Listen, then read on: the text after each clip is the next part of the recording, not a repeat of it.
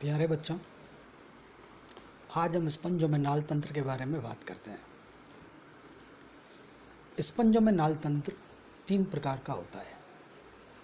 एक एस्केनॉइड canal system, दूसरा साइकेनॉइड canal system और तीसरा ल्यूकेनॉइड कैनाल सिस्टम। एस्केनाप, साइकेनाप और ल्यूकेनॉइड।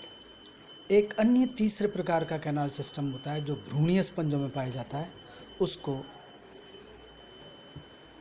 रैगॉन प्रकार का कैनाल तंत्र कहते हैं। सबसे पहला है एस्केनॉइड कैनाल सिस्टम। ये जो एस्केनॉइड कैनाल सिस्टम होता है, इसकी जो विशेषता होती है हम इस चित्र के द्वारा बड़ी आसानी से समझ सकते हैं। एस्कॉन प्रकार के कैनाल सिस्टम का सरलतम उदाहरण है ल्यूकोसोलोनिया। एस्केनॉल टाइप के कैनाल सिस्टम के अंदर जो स्पंजोसील होती है वो अत्यंत बड़ी होती है। बड़ी स्पंजोसील, ये इसका मुख्य लाक्षणिक लक्षण है। इसके अलावा एक और इसकी विशेषता कि पूरी स्पंजोसील कॉइनोसाइट कोशिकाओं के द्वारा आस्तारित रहती है, यानी कि इस स्पंजोसील में कीप कोशिकाएं पूर्णतया आस्तारित होती है।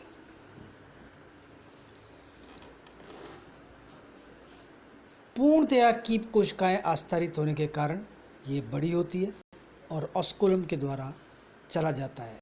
बाह्य स्तर होता है वो पिनेकोडम कोशिकाओं से मिलकर बनाता है। भीतरी स्तर होता है वो कॉइनोडम कोशिकाओं से मिलकर बना होता है। यदि इसके हम लाक्षणिक लक्षण देखें एस्कॉन प्रकार के, तो एस्केनॉइड स्पॉन्ज जो होते हैं बेसिकली छोटे होते हैं और नली आकार के होते हैं। पानी इनके अंदर ऑस्टिक थ्रू प्रविष्ट करता है और स्पंजोसील से होता हुआ, जो कि बड़ी गुहा है, बाहर निकल जाता है ऑस्कुलम से होते हुए। इन गुहाओं में जो कीप कोशिकाएं जो सीलिया युक्त होती है वो जल को बाहर निकाल देती है। दूसरे प्रकार का जो कैनाल तंत्र होता है उसको हम साइकेनॉइड प्रकार का कैनाल तंत्र कहते हैं।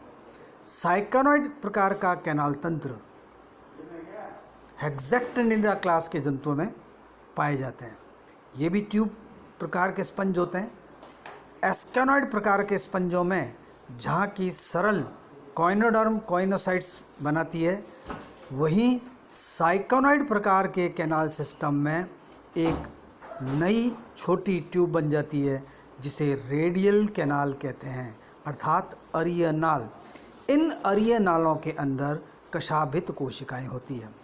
जैसा कि बच्चों आपको इस चित्र में दिख रहा है कि जो भित्ति एस्केनॉइड कैनाल सिस्टम के अंदर सरल थी, वलित नहीं थी, ये सरल और अवलित भित्ति है। जबकि इस चित्र में आप देखेंगे जो भित्ति सरल थी वो यहाँ वलित हो गई है और इन वलय के कारण से इनके अंदर एक विशिष्ट कैनाल बन गई है जिसको कि अपन अरीय नाल कहते हैं। ये देखिए, ये रही अरीय नाल। अरीय नाल के अंदर सिर्फ कोइनोसाइट्स होते हैं और इसके अंदर बाहर से जल ऑस्टिया से होता हुआ अंतर्वाही नाल ने अंदर आता है। अंतर्वाही नाल से फिर एपोपाइल के द्वारा रेडियल कैनाल में प्रविष्ट होता है।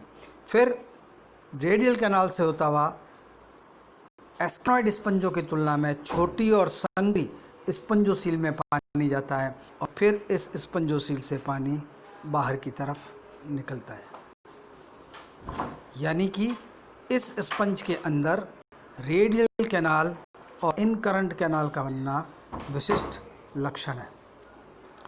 यदि साइकेनॉइड स्पंज के हम लक्षणों को देखें तो वलित भित्ति हो जाती है और केवल रेडियल कैनाल के अंदर कॉइनोसाइट्स कोशिकाएं पाई जाती है। और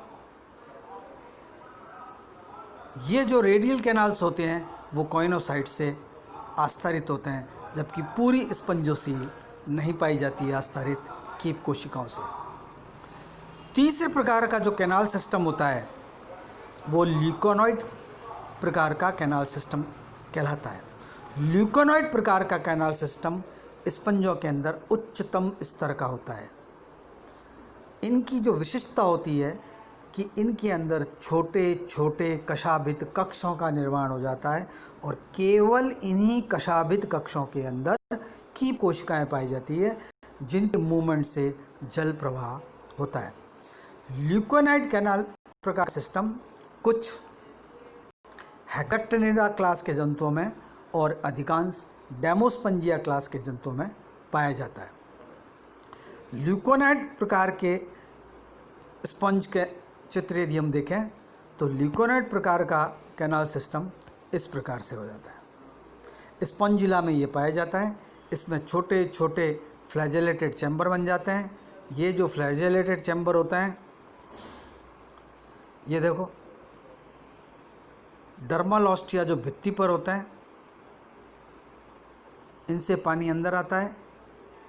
बहुत सारे एपोपाइल प्रोसोपाइल के द्वारा पानी कशाभित कक्षों में आता है। तो प्रोसोपाइल और एपोपाइल से ये फ्लैजिलेटेड चैम्बर बन जाते हैं। ये छोटे छोटे फ्लैजिलेटेड चैम्बर हैं जिनके अंदर कीप कोशिकाएं स्तरित रहती है। सारे फ्लैजिलेटेड चैम्बर एक छोटी सी स्पंज गुहा के अंदर खुलते हैं। ये देखो छोटी सी स्पंज गुहा, ये स्पंज गुहा फिर ऑस्कुला के द्वारा बाहर खुल जाती है। यदि हम इस ल्यूकोनाइड का कैनाल सिस्टम की विशेषताएं देखें तो ल्यूकोनाइड स्पंजेस आकार के अंदर बड़े होते हैं और उनके अंदर कई ऑस्कुला भी पाए जा सकते हैं।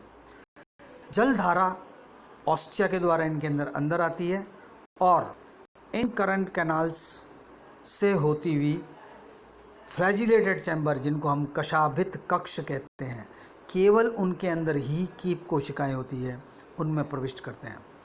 फ्लैजिलेटेड चैम्बर से होते हुए पानी एक्सकरंट कैनाल बहिर्वाही नालों में आता है, जैसे डर्मल ऑस्टिया से अंतर्वाही नालों में आता है। फिर प्रोसोपाइल से रेडियल फ्लैजिलेटेड चैम्बर्स में आता है। कशाभित कक्षों से फिर छोटे छिद्रों द्वारा एक्सकरंट कैनाल में आता है बहिर्वाही नालों में। बहिर्वाही नालों से फिर ये स्पंजोसील में आता है और स्पंजोसील से होता हुआ ऑस्कुला से बाहर खुलता है।